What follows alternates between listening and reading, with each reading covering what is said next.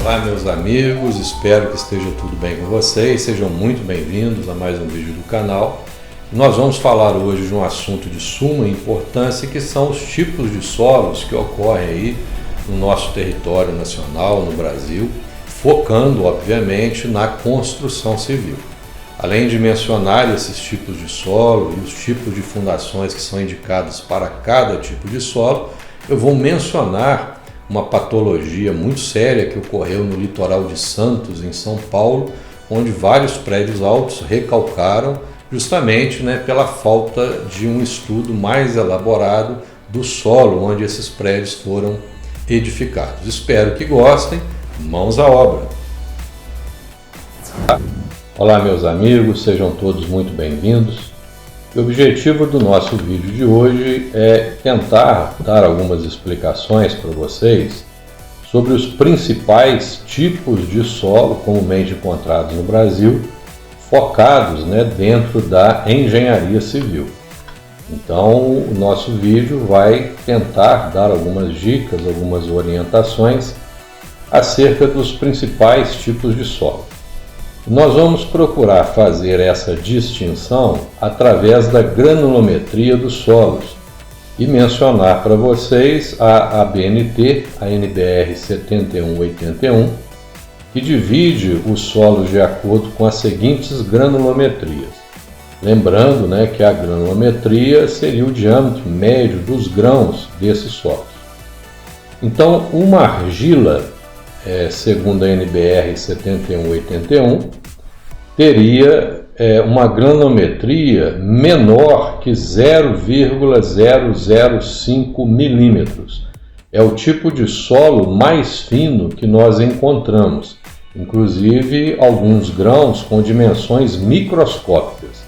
Então, essa faixa de granulometria, cujos grãos apresentam um diâmetro médio inferior a 0,005 milímetros, seria caracterizado como argila.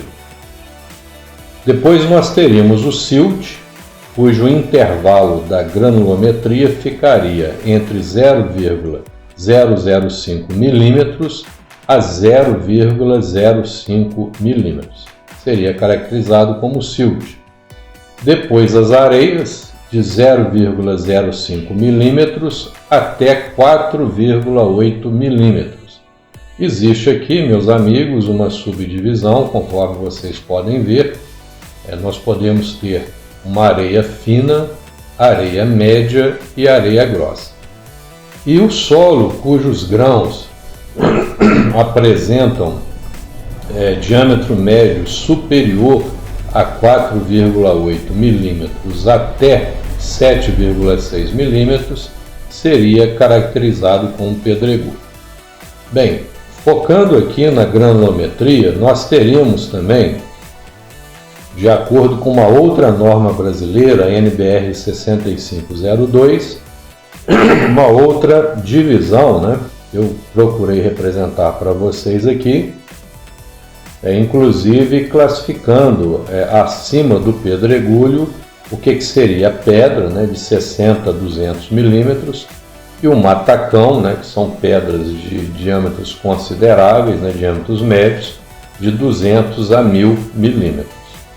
E note que a argila aqui é considerada pela NBR 6502 solos, cuja granulometria tem que apresentar diâmetro médio dos grãos menor que 0,002 milímetros.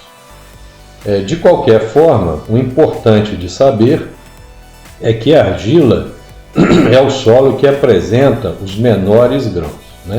Uma situação intermediária seria o silt e depois nós passamos aqui para as areias.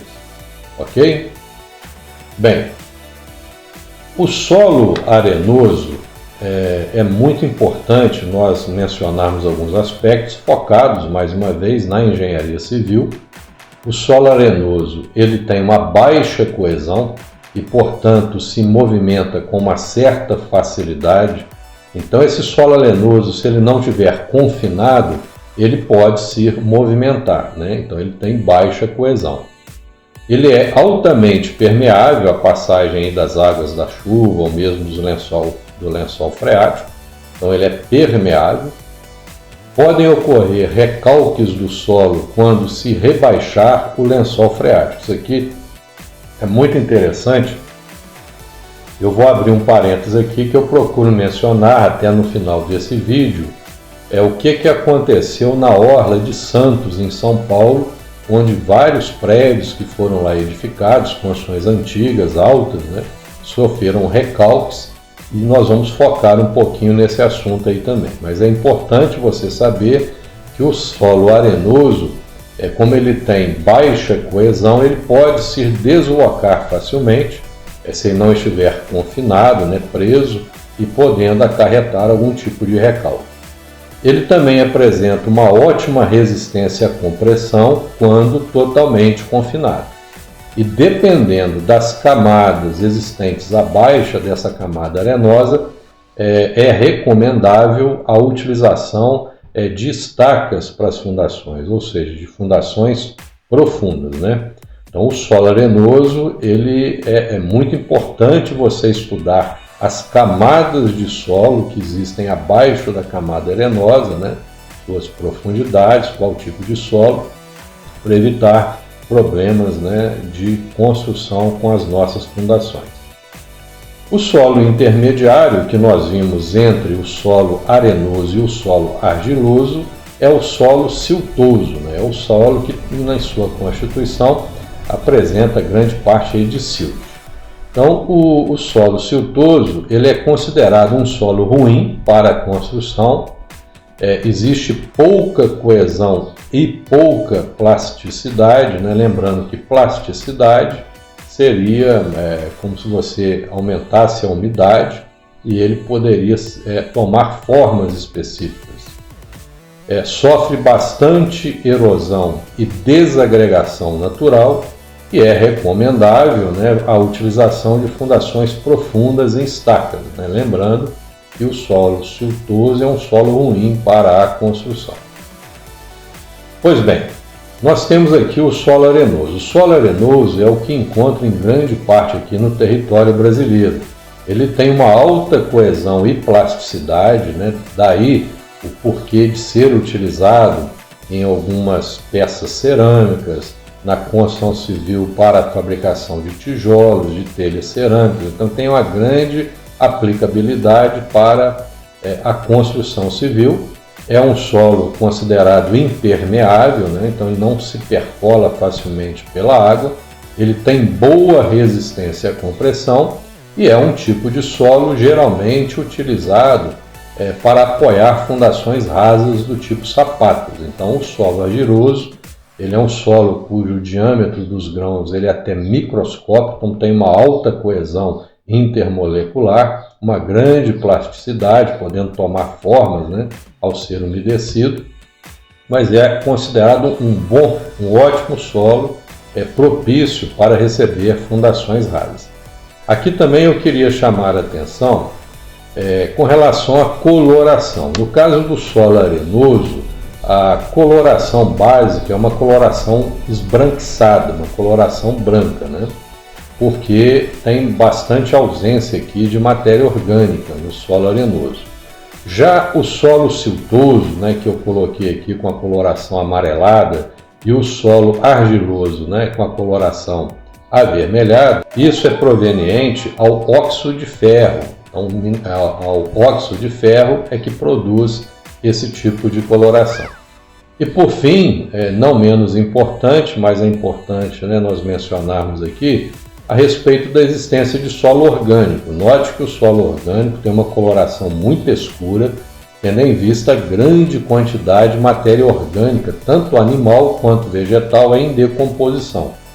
O solo orgânico, também chamado aí de turfa, né, ou humus, ele é considerado um péssimo solo para a construção civil, localiza-se sempre na primeira camada de terreno.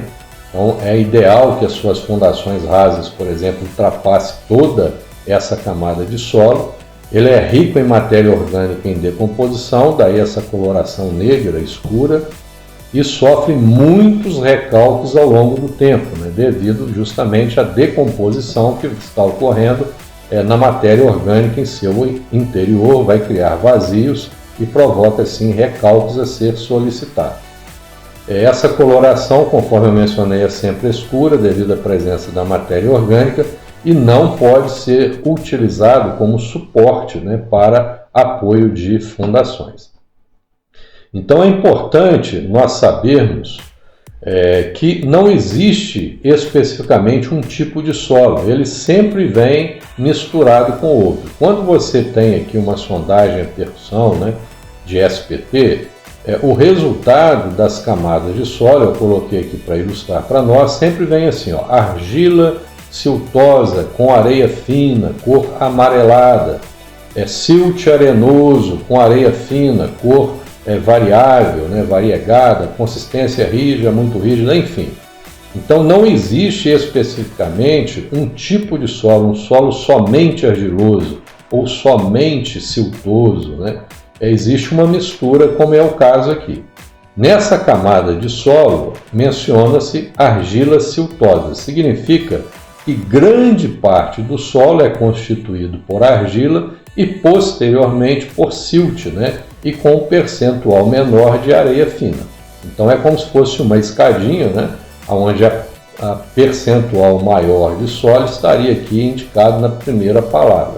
Então argila siltosa com areia fina significa que grande parte do solo é constituído por argila, a segunda parte, né, percentual, é silt e com pouca areia fina. Nessa segunda camada, inverteu, aqui é um silt argiloso, então nós teríamos uma grande quantidade de silt, em segundo lugar de argila e depois areia fina. Para ilustrar isso melhor, eu vou representar aqui alguns percentuais de uma fração de solo. Esse solo, após fazer a análise laboratorial, peneirar, fazer a granulometria, nós temos aqui os percentuais, né, das frações desse solo, dessa amostra de solo. Então nós teríamos a argila com 5% na amostra, o silt com 25%, as areias com 65%, aqui respectivamente as subporções, né, de areia fina, média e grossa, com 45%, 15% e 5%, e 5% de pedregulho. Então note que isso aqui representa os percentuais da amostra do solo em função da granulometria. E 65% desta amostra de solo é constituído por areia. Em segundo lugar, nós teríamos aqui uma considerável quantidade de silt. Então, este solo eu posso classificá-lo como sendo uma areia siltosa. Areia 65% e o silt 25%. Analogamente, nós teremos aqui uma outra amostra de solo, onde o percentual maior aqui seria de areia, 50% de areia. Depois nós teríamos quase que um empate técnico, né, 22% de silt e 18% de argila, lembrando que apenas 10% de pedregulho. Então, para mim classificar essa amostra, para eu classificar essa amostra de solo, basta nós pegarmos, né, o percentual maior, que é de areia, e como aqui existe quase que um empate entre silt e areia, nós falamos que seria uma areia silto-argilosa. Isso é apenas para ilustrar para vocês que não existe especificamente um solo único, existe uma mistura de solos aí no nosso território aqui no Brasil. E o conhecimento, pessoal, desses tipos de solo é muito importante, e eu vou dar como uma ilustração muito interessante o que ocorreu lá com os prédios, né, em Santos, em São Paulo, lá na Orla de Santos. Vocês percebam nessas fotos, é muito divulgado isso aí pela internet, a falta, né, de prumo dos prédios. Esses prédios recalcaram, né, ocorreram recalques que fizeram com que os prédios não permanecessem no prumo, né? Isso aqui não está exagerado, é a realidade lá da Orla de Santos, em São Paulo. eu vou procurar mostrar para vocês a importância do estudo do solo, né, para nós projetarmos as fundações para evitar esse tipo de patologia. Note que se nós focarmos nesses dois edifícios, são edifícios altos, com cargas bem consideráveis, ocorreu como se fosse um tombamento ao redor aqui da lateral dos edifícios, né, onde eles se aproximaram da parte superior. Então isso aí é uma realidade nossa que ocorreu em Santos, né, no litoral de Santos, em São Paulo. Pois bem, a explicação para isso, meus amigos, é o seguinte. O perfil do terreno lá da Orla de Santos, ela é constituída de basicamente 3 camadas de solo. A primeira camada, em torno de 12 metros de profundidade, é constituída de areia, né? Areia do mar. A segunda camada, de aproximadamente 25 metros, é constituída de uma argila marítima. Então é um solo muito fino, né? Uma argila marítima. Depois nós teríamos uma outra camada, uma terceira camada, de aproximadamente 26 metros, também de areia. Então note que entre essas duas camadas de areia existe aqui uma camada de argila marinha. Muitos estudiosos desses problemas, né, verificaram que nas décadas de 50, 60 e até mesmo 70 não eram muito usuais, né, devido às tecnologias da época, fazerem sondagens profundas do solo. Eles sabiam, a maioria das construtoras, que existia uma grande camada de areia. E a areia, conforme nós mencionamos, ela tem um grande suporte a cargas desde que ela fique confinada. E também é um solo altamente permeável. Se ocorrer um rebaixamento do lençol freático, vai criar uns vazios, né, entre o solo e ele pode se recalcar. Então existem duas explicações para este recalque que ocorreu nos prédios lá da Orla de Santos. Uma delas é que, quando se construiu uma construção muito próxima das outras e construções, né, altas, devido às tensões aqui no solo, afetou o nível do lençol freático e com a movimentação do nível do lençol freático ocorreu alguns recalques. Outro fator que pode ter ocorrido separadamente ou concomitantemente com o rebaixamento do lençol freático é justamente o conceito do bulbo de tensões ou bulbo de pressões nessas fundações. São fundações rasas que concentraram uma quantidade de carga axial muito considerável. Os bulbos de tensões são sapatas muito grandes, a largura da sapata aqui é muito grande, e ocorreu aqui bulbos de pressões bem profundos atingindo esta camada de argila. E sobrepôs-se, né, entre um bulbo de tensões e outro bulbo de tensões do prédio vizinho, essa interseção, que ocorreu uma sobrecarga considerável nessa camada de argila marítima, fazendo com que o solo aqui entrasse em ruptura e provocasse esse tipo de recalque, fazendo com que os prédios na parte superior se aproximassem.